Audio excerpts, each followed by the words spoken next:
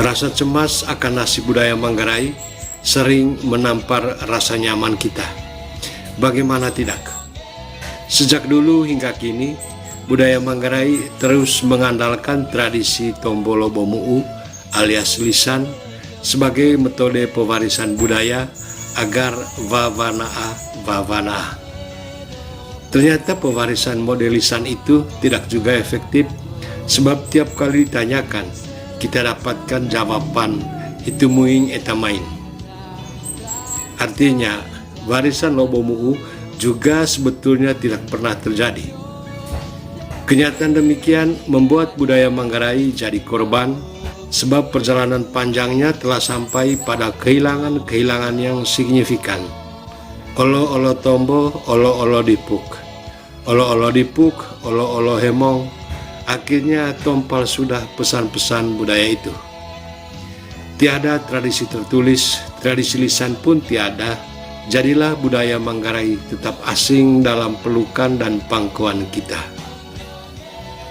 Kehilangan paling dirasakan antara lain perihal konsep dan makna, aspek keilmuan yang menjadi muatan berbagai ekspresi fisik budaya.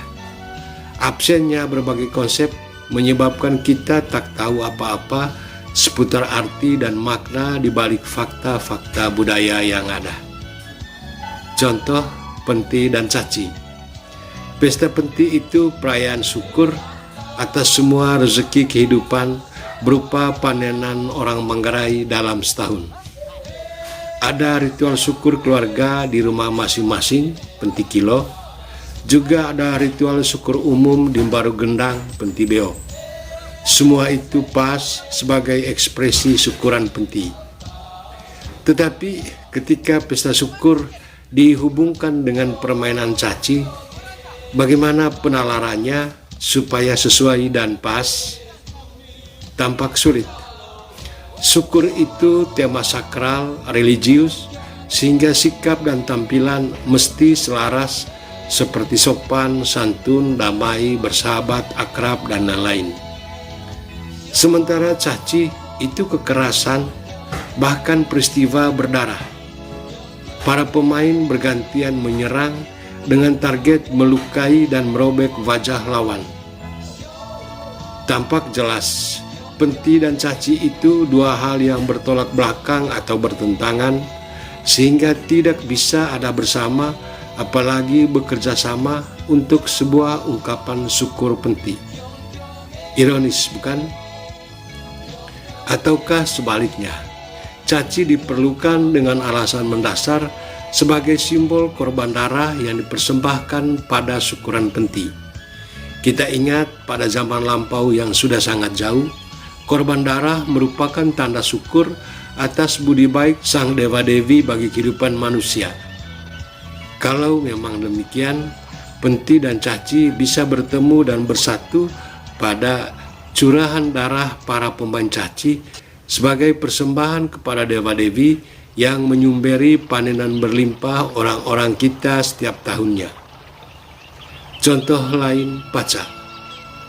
Kita menerima paca sebagai warisan budaya, namun tanpa konsep yang menjelaskan mengapa dan untuk apa paca itu.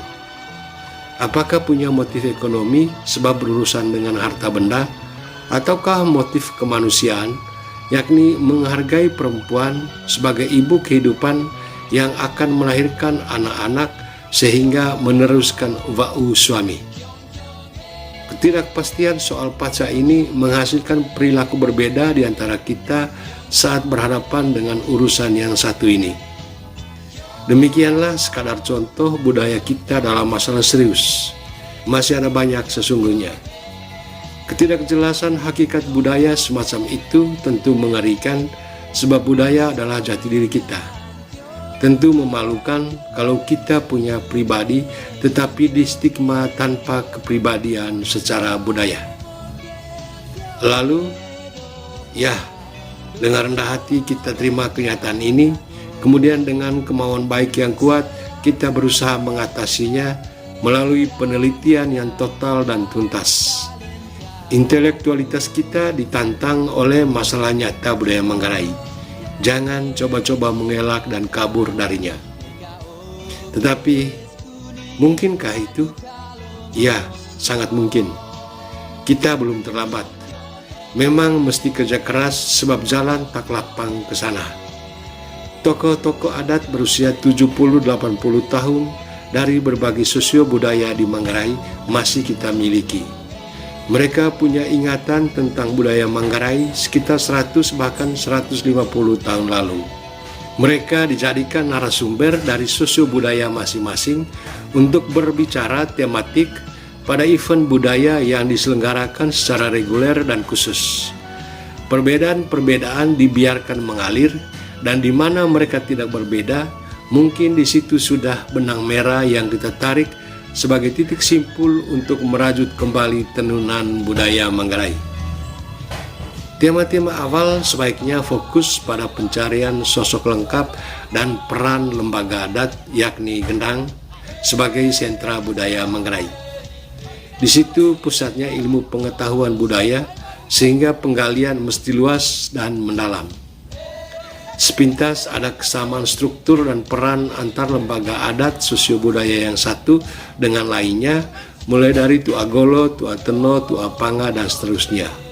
Namun tetap diakui ada varian-varian tertentu yang menandai perbedaan satu dari lainnya. Pengenalan dan penguasaan lembaga adat Gendang menjadi kunci bagi penjelajahan lanjut menelusuri seluruh item budaya, katakanlah perkawinan, kelahiran, kematian, mbaruniang, lingko, juga subtema yang disinggung di atas, dan seterusnya. Dengan demikian, agenda pencarian dimulai dari pembicaraan wilayah sentral, yakni rekonstruksi posisi dan peran fungsionaris adat, tema kunci yang membukakan jalan bagi langkah selanjutnya. Orientasinya menemukan kesejatian lembaga adat dengan mengeliminasi distorsi-distorsi yang muncul sepanjang budaya melintasi zaman berabad-abad.